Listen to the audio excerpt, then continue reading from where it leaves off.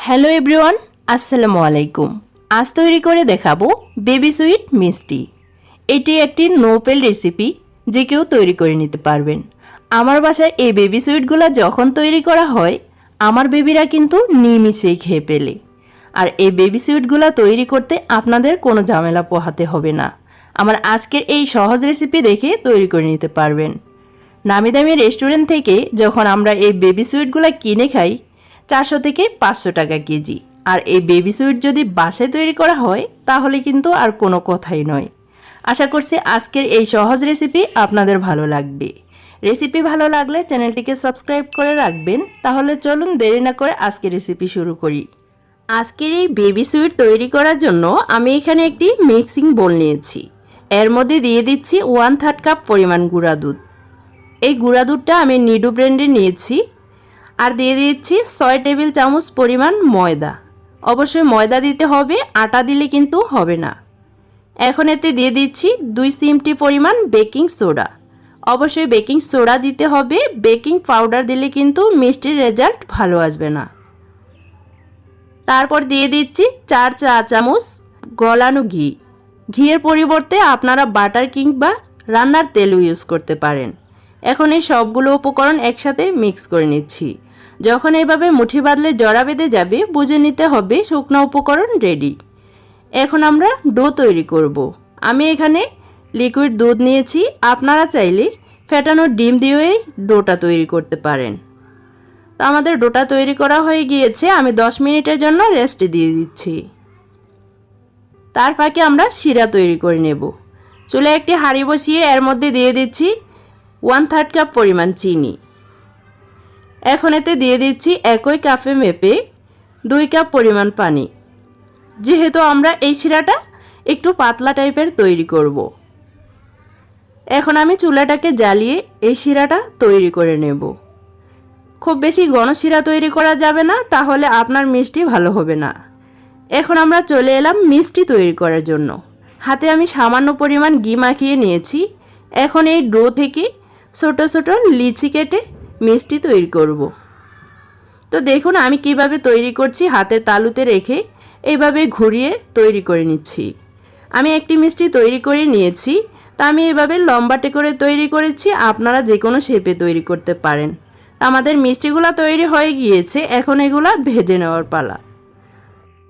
চুলায় আমি একটি হাঁড়ি বসিয়ে তেল ফুটতে দিয়েছি। তেলটা কিন্তু খুব বেশি গরম করে নিইনি।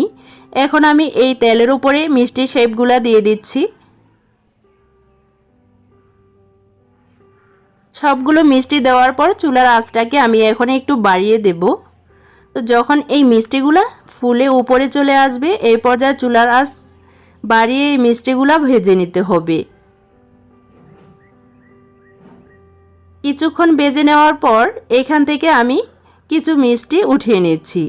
যেহেতু আমরা আজকে 3 রকমের বেবি সুইট তৈরি করব, এই মিষ্টিগুলা সাদা হবে। এখন এই মিষ্টিগুলো আমি উঠিয়ে নিচ্ছি। বাকি মিষ্টিগুলো কিছুটা ভাজার পর এখন এইখান থেকে আরও কিছুটা মিষ্টি আমি উঠিয়ে নিচ্ছি।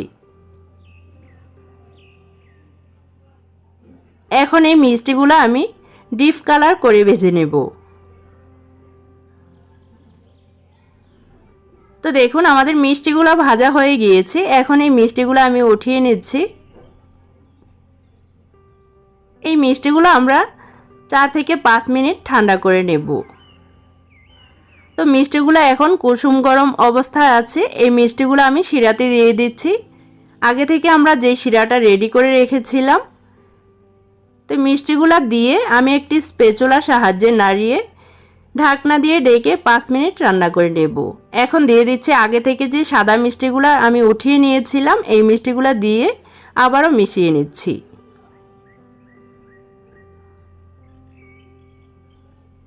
তো মিষ্টিগুলো 5 মিনিট রান্না করার পর আমি আপনাদেরকে দেখিয়ে দিচ্ছি। দেখুন মিষ্টিগুলো একদমই রস খেয়ে টইটম্বুর হয়ে গিয়েছে। এখন এই মিষ্টিগুলো আমি আরও 5 মিনিট রান্না করে নেব।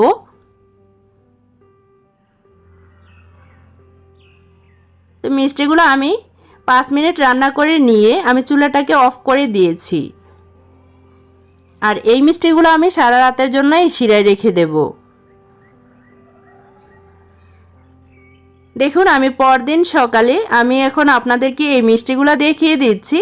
এই মিষ্টিগুলো শিরা খেয়ে একদমই টইটম্বুর হয়ে গিয়েছে। এখন হচ্ছে সার্ভ করার পালা। আমি একটি প্লেটে আপনাদেরকে একটি মিষ্টি কেটে শেয়ার করছি। দেখুন এই মিষ্টিগুলা কতটা সুন্দর হয়েছে। এই বেবি সুইট মিষ্টি রেসিপিটি বাসায় একবার হলেও ট্রাই করবেন আর আমাকে কমেন্ট করে জানাতে কিন্তু একদমই ভুলবেন না। আর এই বেবি সুইট মিষ্টিগুলা যদি বাসায় তৈরি করা যায়, নামি দামি রেস্টুরেন্ট থেকে কিনে খাওয়ার কোনোই দরকার নেই। আশা করছি আজকের এই বেবি সুইট মিষ্টি রেসিপিটি আপনাদের কাছে ভালো লাগবে। রেসিপি ভালো লাগলে চ্যানেলটিকে সাবস্ক্রাইব করে রাখবেন। আবারও দেখা হবে নতুন কোনো রেসিপির সঙ্গে। সবাই অনেক ভালো থাকবেন, সুস্থ থাকবেন। আল্লাহ হাফেজ।